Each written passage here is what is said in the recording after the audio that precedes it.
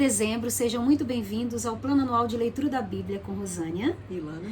Hoje nós vamos para a carta de Paulo aos Filipenses, do capítulo 1 ao capítulo 4. Vamos lá. Saudação. Eu, Paulo e Timóteo, servos de Cristo Jesus, escrevemos essa carta para todos os moradores da cidade de Filipos que pertencem ao povo de Deus e que creem em Cristo Jesus, e também para os bispos e diáconos da igreja. Que a graça e a paz de Deus, o nosso Pai, e do nosso Senhor Jesus Cristo esteja com vocês. Oração de Paulo em favor dos filipenses.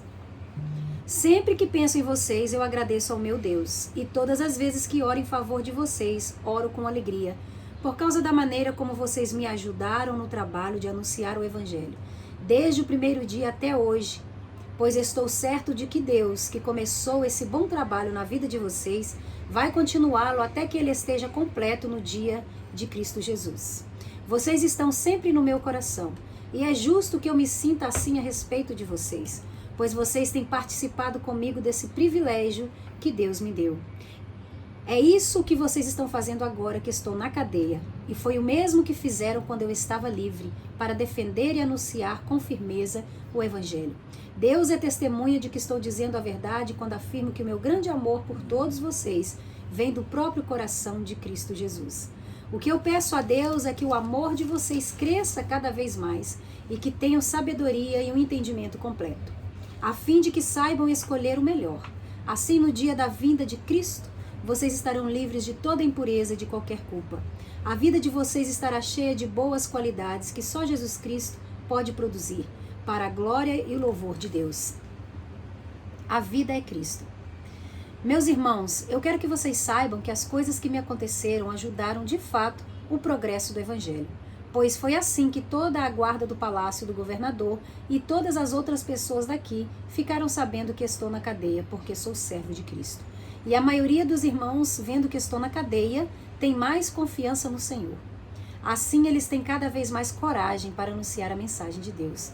É verdade que alguns deles anunciam Cristo porque são ciumentos e briguentos, mas outros anunciam com boas intenções. Estes fazem isso por amor, pois sabem que Deus me deu o trabalho de defender o Evangelho. Os outros não anunciam Cristo com sinceridade, mas por interesse pessoal. Eles pensam que assim aumentarão os meus sofrimentos enquanto estou na cadeia. Mas isso não tem importância. O que importa é que Cristo está sendo anunciado, seja por maus ou por bons motivos. Por isso estou alegre e vou continuar assim, pois eu sei que por meio das orações de vocês e com a ajuda do Espírito de Jesus Cristo, eu serei posto em liberdade. O meu grande desejo e a minha esperança são de nunca falhar no meu dever, para que sempre e agora, ainda mais, eu tenha muita coragem. E assim, em tudo o que eu disser e fizer, tanto na vida como na morte, eu poderei levar outros a conhecerem a grandeza de Cristo. Pois para mim viver é Cristo e morrer é lucro. Mas se eu continuar vivendo, poderia ainda fazer algum trabalho útil. Então, não sei o que devo escolher. Estou cercado pelos dois lados, pois quero muito deixar essa vida e estar com Cristo, o que é bem melhor. Porém, por causa de vocês, é muito mais necessário que eu continue a viver.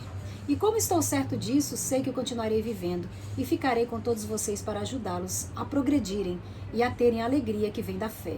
Assim, quando eu for visitar vocês outra vez, vocês terão muito mais razão ainda para ficarem orgulhosos de mim, na vida que vocês têm em união com Cristo Jesus. Firmeza e coragem. Agora, o mais importante é que vocês vivam de acordo com o Evangelho de Cristo. Desse modo, tanto se eu puder ir visitar vocês, como se não puder, eu saberei que vocês continuam firmes e unidos. E saberei também que vocês, por meio da fé, que se baseia no Evangelho, estão lutando juntos com um só desejo. Não tenham medo dos seus inimigos, sejam sempre corajosos, pois isso será uma prova para eles de que serão derrotados e de que vocês serão vencedores. Porque é Deus quem dá a vitória a vocês. Pois Ele tem dado a vocês o privilégio de servir a Cristo, não somente crendo nele, mas também sofrendo por ele. Agora vocês podem tomar parte comigo na luta. Como vocês sabem, a luta que vocês viram que tive no passado é a mesma que ainda continua. Capítulo 2. A humildade e a grandeza de Cristo. Por estarem unidos com Cristo, vocês são fortes, o amor dele os anima e vocês participam do Espírito de Deus. e também são bondosos e misericordiosos uns com os outros. Então peço que me deem a grande satisfação de viver em harmonia, tendo o mesmo amor e sendo unidos de alma e mente. Não façam nada por interesse pessoal ou por desejos tolos de receber elogios, mas sejam humildes e considerem os outros superiores a vocês mesmos. Que ninguém procure somente os seus próprios interesses, mas também os dos outros. Tenham entre vocês o mesmo modo de pensar que Cristo Jesus tinha. Ele tinha a natureza de Deus, mas não tentou ficar igual a Deus. Pelo contrário, ele abriu mão de tudo o que era seu e tomou a natureza de servo, tornando-se assim igual aos seres humanos e vivendo a vida comum de um ser humano. Ele foi humilde e obedeceu a Deus até a morte, morte de cruz. Por isso Deus deu a Jesus a mais alta honra e pôs nele o nome que é mais importante de todos os nomes, para que, em homenagem ao nome de Jesus, todas as criaturas do céu, na terra e no mundo dos mortos caiam de joelhos e declarem abertamente que Jesus Cristo é o Senhor, para a glória de Deus, o Pai. Brilhar como as estrelas no céu. Portanto, meus queridos amigos, vocês que me obedeceram sempre quando eu estava aí, devem me obedecer muito mais agora que estou ausente. Continuem trabalhando com respeito e temor a Deus para completar a salvação de vocês, pois Deus está sempre agindo em vocês para que obedeçam à vontade dele, tanto no pensamento quanto nas ações. Façam tudo sem queixas, sem discussões, para que vocês não tenham nenhuma falha ou mancha. Sejam filhos de Deus, vivendo sem nenhuma culpa no meio de pessoas más, que não querem saber de Deus. No meio delas vocês devem brilhar como as estrelas do céu, entregando a elas a mensagem da vida. Se agirem assim, eu terei motivo de sentir orgulho de vocês no dia de Cristo, pois isso mostrará que todo o meu esforço e todo o meu trabalho não foram inúteis. Talvez o meu sangue, isto é, a minha vida, seja apresentada como uma oferta junto com o sacrifício que vocês, por meio da sua fé, oferecem a Deus. Se isso acontecer, ficarei contente e me alegrarei com todos vocês. Do mesmo modo, vocês também devem ficar contentes e se alegrar comigo. Planos de Timóteo e de Epafrodito. Se for da vontade do Senhor Jesus, espero poder logo lhes enviar Timóteo, para que eu fique animado quando receber notícia de vocês. Pois Timóteo é o único que se preocupa com vocês como eu me preocupo, e é o único que de fato se interessa pelo bem-estar de vocês. Pois todos os outros se preocupam com seus próprios interesses e não com os de Jesus Cristo. E vocês sabem muito bem como Timóteo provou o seu valor. Ele e eu, como se fôssemos filho e pai, temos trabalhado junto no serviço do Evangelho. Portanto, espero enviá-lo a vocês logo que eu souber como vão ficar as coisas aqui para mim. E, confiado no Senhor, penso que eu mesmo poderia ir logo estar até aí. Também acho que é preciso enviar a vocês o nosso irmão Epafrodito, meu companheiro de trabalho e de lutas, o qual vocês enviaram para me trazer a ajuda que eu precisava. Ele tem tido muitas saudades de todos vocês e tem andado muito preocupado por vocês terem sabido que ele estava doente. De fato, ele esteve doente e quase morreu, mas Deus teve pena dele, não somente dele, mas também de mim, e assim evitou que eu tivesse uma tristeza ainda maior. Por isso, vou mandá-lo de volta a vocês o mais depressa possível, para que vocês sintam a alegria de vê-lo novamente e para que eu não fique preocupado. Portanto, recebam Epafrodito com toda a alegria, como se recebe um irmão no Senhor. Respeitem pessoas como ele, pois ele arriscou a sua vida e quase morreu por causa do trabalho de Cristo. Ele fez isso para me dar a ajuda que vocês não podiam me dar pessoalmente. Completamente unidos com Cristo. Para terminar, meus irmãos, sejam alegres por estarem unidos com o Senhor. Não me aborreço de escrever repetindo o que já escrevi, pois isso contribuirá para a segurança de vocês.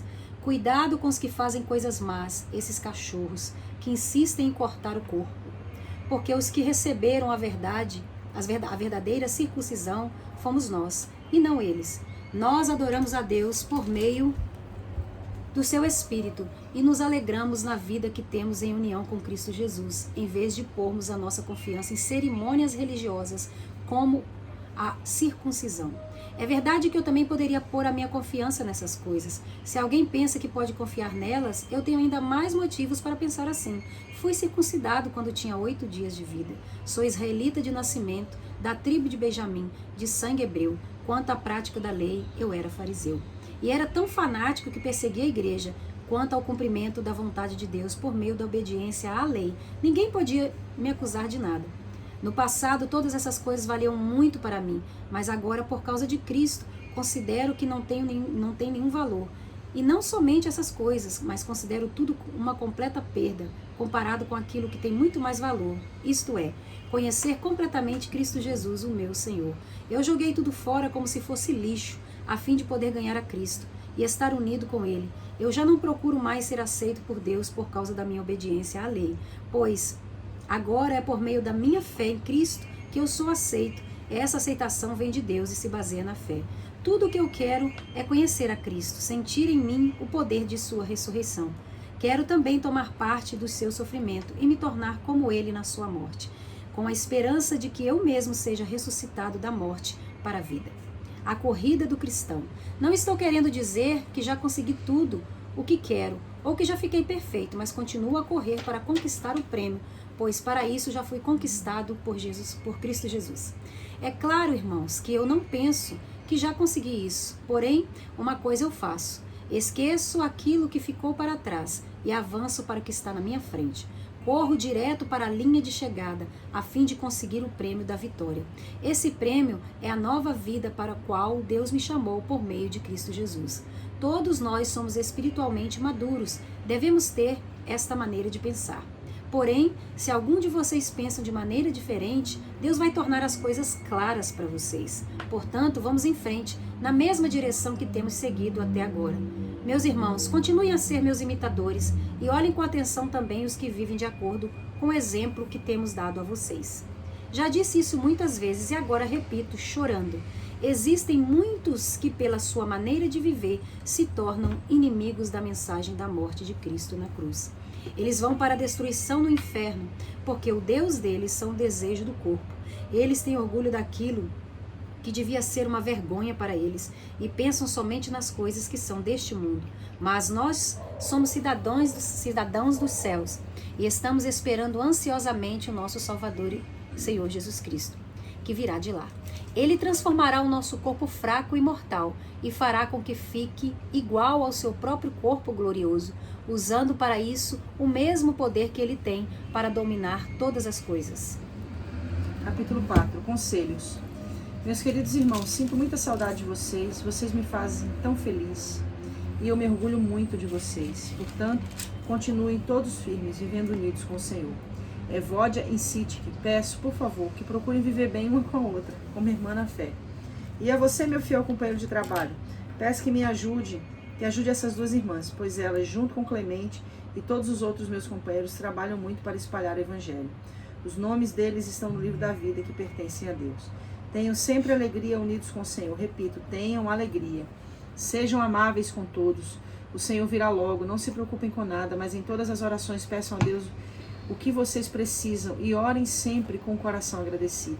E a paz de Deus, que ninguém consegue entender, guardará o coração e a mente de vocês, pois vocês estão unidos com Cristo Jesus. Por último, meus irmãos, encham a mente de vocês com tudo o que é bom e merece elogios, isto é, tudo o que é verdadeiro, digno, correto, puro, agradável e decente. Ponham em prática o que vocês receberam e aprenderam de mim, tanto com as minhas palavras como com as minhas ações. E o Deus que nos dá a paz estará com vocês. Agradecimento de Paulo. Na minha vida, em união com o Senhor, fiquei muito alegre porque vocês mostraram de novo o cuidado que têm por mim. Não quero dizer que vocês tivessem deixado de cuidar de mim, é que não tiveram oportunidade de mostrar esse cuidado. Não estou dizendo isso por me sentir abandonado, pois aprendi a estar satisfeito com o que tenho. Sei o que é estar necessitado e sei também o que é ter mais do que é preciso. Aprendi o segredo de me sentir contente em todo lugar, em qualquer situação, quer esteja alimentado ou com fome, quer tenha muito ou tenha pouco. Com a força que Cristo me dá, posso enfrentar qualquer situação. Mesmo assim, vocês fizeram bem em me ajudar nas minhas aflições. Vocês, filipenses, sabem muito bem que quando eu saí da província da Macedônia, nos primeiros tempos em que anunciei o Evangelho, a igreja de vocês foi a única que me ajudou. Vocês foram os únicos que participaram dos meus lucros e dos meus prejuízos. Em Tessalônica, mais de uma vez, precisei de auxílio e vocês o enviaram. Não é que eu só pense em receber ajuda, pelo contrário, quero ver mais lucros acrescentados à conta de vocês. Aqui está o meu recibo de tudo que vocês me enviaram e que foi mais do que o necessário. Tenho tudo o que preciso, especialmente agora, que Epafrodito me trouxe as coisas que vocês mandaram, as quais são como perfume suave oferecido a Deus, um sacrifício que ele aceita e que lhe agrada. E o meu Deus, de acordo com as gloriosas riquezas que Ele tem para oferecer por meio de Cristo Jesus, lhes dará tudo o que vocês precisam. Ao Deus e Pai seja dada glória para todos sempre. Amém. Saudações a todos o povo de Deus que pertence a Cristo Jesus. Os irmãos que estão aqui comigo mandam saudações para vocês. Todo o povo de Deus daqui manda saudações, especialmente os do Palácio do Imperador. Que a graça do Senhor Jesus Cristo esteja com todos vocês. Carta linda, né? Linda e surpreendente, né? É mais uma carta que Paulo escreveu de uma das prisões em que ele esteve. É motivo de discussão se foi em Roma, Cesareia, enfim. Acredita-se que essa carta de Paulo foi escrita quando ele estava preso em Éfeso. Então, e óbvio, tudo isso é conjecturação, né? Não se sabe exatamente ao certo. É de acordo com os estudos, com aquilo que eles conjecturam, né? O que se sabe é que Paulo esteve nessas prisões, mas não se tem aquela certeza específica, a não ser quando ele fala de onde que ele estava escrevendo. Então, acredita-se que essa carta de Filipenses ele escreveu da prisão em Efésios. O que mais me chamou a atenção nessa carta de Paulo aos Filipenses é que Paulo deixa muito claro, e ele não esconde, que a igreja de Filipenses é a igreja favorita dele. Uma outra coisa interessante nessa carta de Filipenses é que ela é a carta mais pessoal de todas as cartas. É a carta que mais Paulo fala a respeito de si mesmo, a respeito do que ele está enfrentando, a respeito do que ele está passando. Ele inclusive fala desse julgamento aonde ele estava, que esse julgamento ele chegou a correr risco de morte, ou seja, havia o risco dele morrer, mas ele está falando aqui, olha, então que o meu sangue seja realmente como um sacrifício e que ele evidencie ainda mais as obras de Cristo em vocês. Então Paulo sempre via o seu sacrifício pelo reino como algo louvável. Ele tinha essa alegria de se ver sofrendo, de se enxergar em sofrimento por causa do reino de Deus. Agora, uma coisa que eu quero falar aqui, é óbvio que eu sempre vou falar isso aqui como uma mentalidade pastoral, ok? É pastor, então não tem jeito. Não tem como fugir. Então, assim, eu fico impressionada como que a igreja de Filipenses era aquela igreja que trazia alívio para Paulo. Inclusive quando ele fala assim, fala o tempo todo, todas as vezes que eu oro em favor de vocês, oro com alegria. Olha que coisa linda. Lembrando do versículo 4. Do cuidado, do amor. Né? Por causa da maneira como vocês me ajudaram no trabalho de anunciar o evangelho desde o primeiro dia até hoje. Então ele está falando inclusive de trabalho que ele fez em outras igrejas, que foi mantido pela igreja de Filipenses. Então Paulo, ele externa essa gratidão, ele demonstra em todo o tempo essa gratidão à igreja de Filipenses. No capítulo 2 a gente tem uma das passagens mais famosas das cartas de Paulo, que é essa passagem que ele fala do esvaziamento de Cristo e se humilhou na forma de servo e na forma de servo. E ele começa a trazer toda essa compreensão, e aí ele fala até a compreensão da importância de nós termos o exemplo de Cristo como a nossa referência. Então, para mim, a carta de Filipenses externa muito esse desejo no nosso coração de, como pastores, de ter essa igreja, que tem essa referência de igreja que traz alegria. Nós somos pastoras aí de 21 igrejas aí no Brasil e em Lisboa, e a gente sabe, quando a gente fala sobre isso, que mesmo que haja dentro de cada uma das igrejas seus problemas, as suas dificuldades, nós também precisamos sempre evidenciar aquilo dentro de cada igreja que nos traz alegria. E como traz, né? Sem dúvida. Graças a Deus. Graças a Deus por isso. Aprendizado em cima de aprendizado, né? Paulo realmente, ele era muito sincero, né? A sinceridade era o carimbo, né? A marca de Paulo.